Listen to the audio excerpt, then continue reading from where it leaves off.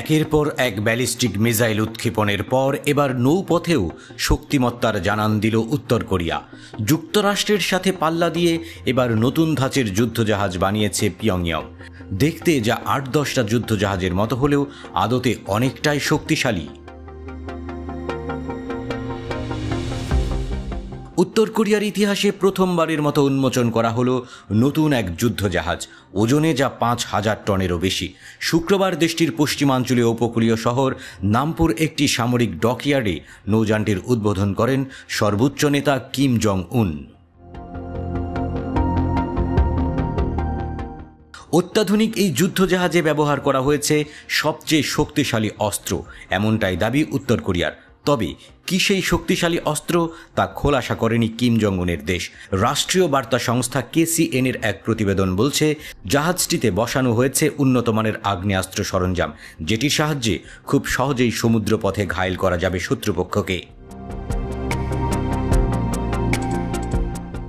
চো হিউন নামের এই যুদ্ধজাহাজে রয়েছে নতুন প্রযুক্তির ভার্টিক্যাল লঞ্চিং সিস্টেম।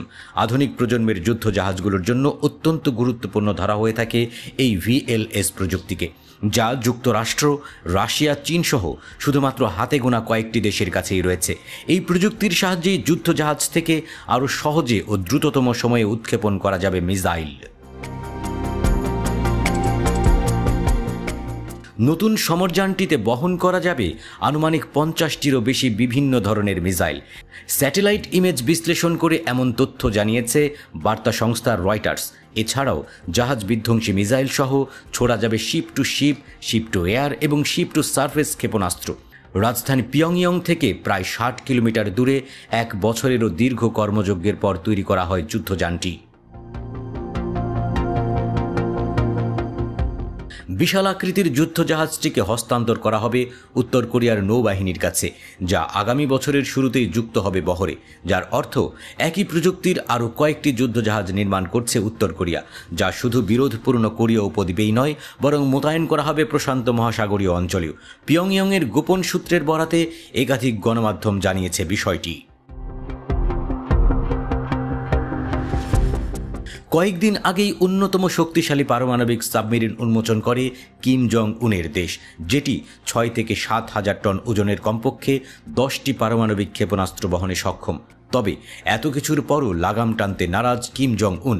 উল্টো যুক্তরাষ্ট্রকে চোখ রাঙাচ্ছে উত্তর কোরিয়া।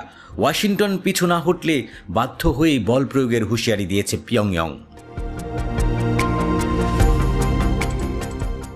সম্প্রতি কোরীয় উপদ্বীপে মিত্র জাপান ও দক্ষিণ কোরিয়ার সাথে মহড়ার মাত্রা বাড়িয়েছে যুক্তরাষ্ট্র, যেখানে বোমারু ও যুদ্ধবিমান সহ ব্যবহার করা হয় বিভিন্ন আধুনিক সমরাস্ত্র।